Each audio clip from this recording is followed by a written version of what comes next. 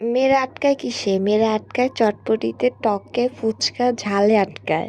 হ্যাঁ, আসসালামু আলাইকুম। সবাই কেমন আছো? আলহামদুলিল্লাহ আমিও ভালো আছি তোমাদের দোয়ায়। আজকে ইন্ট্রোটা কেমন লাগছে না? আসলে আজকে ইন্ট্রোটা আমি একটু ভিন্নভাবে দিয়েছি। দিতে ইচ্ছা করলো তাই দিলাম আরকি।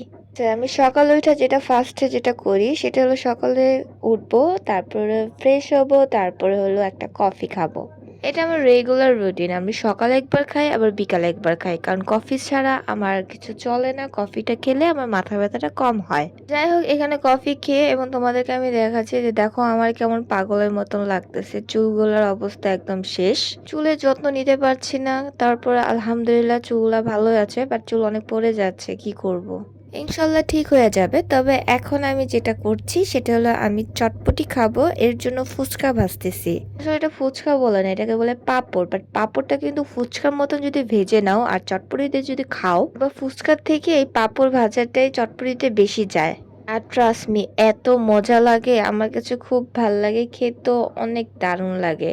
যাই হোক তোমাদের সামনে অনেক বকবক করতেছি, অনেক কথা বলতেছিলাম এই জায়গায়। তো এখানে কি কথা বলতেছিলাম হচ্ছে আমি এখানে আগের থেকে ডাবলি সিদ্ধ করে রাখছি, তার সাথে আলু আছে। ফার্স্ট অফ অল তোমরা এই ডাবলিটা আগে রাতে ভিজিয়ে রাখবা, তারপরে এটা সিদ্ধ করে নিবা, তার সাথে আলু কেটে দিবা। তোমরা চাইলে এটা আলাদাভাবে সিদ্ধ করে নিবা, যারা নাকি ফুচকা খাবা তারা আলাদাভাবে একটু সিদ্ধ করে নিবা। আমি এখানে চটপটি খাবো দেখে এই জন্য আমি চটপটি এবং হলো আলু দুটো একসাথে সিদ্ধ দিচ্ছি। আলুগুলো কিউব করে কেটে দিয়েছি। একটা বাটিতে চটপটি নিয়েছি, তার সাথে দিব লবণ, ধনে গুঁড়া এবং চটপটির মশলা অ্যাড করব। আপনারা চাইলে একটু শুকনো মরিচ তেলে একটু চিলি ফ্লেক্স করে দিতে পারবেন। তারপর তেঁতুলের টকটা অবশ্যই অ্যাড করতে হবে, না হলে কিন্তু খেতে ভালো লাগবে না। সবকিছু মিক্স করার পর আমরা ফুচকা লাস্টে দিয়ে পরিবেশন করে ফেলবো, তারপরে খেয়ে ফেলবো।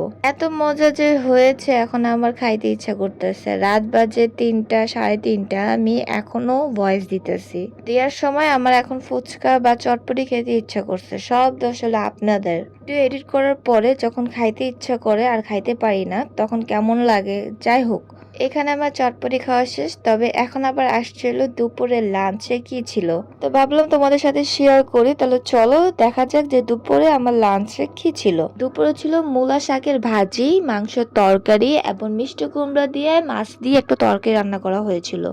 যাই হোক মোটামুটি আমার কাছে ভালো লেগেছে। বাট আমার কাছে না শাক সবজি এগুলো খেতে বেশি ভালো লাগে, মাংস তরকারি একটুও ভালো লাগে না। যদি ভর্তা হতো তাহলে আরো ভালো লাগতো, কারণ ভর্তা শাক ভাজি এগুলো আমার খুব পছন্দের একটা খাবার, আমার ফেভারিট খাবার। আর কার কাছে ভালো লাগে এই ধরনের খাবারগুলো? যদি ভালো লাগে একটা কমেন্ট করে জানাবা।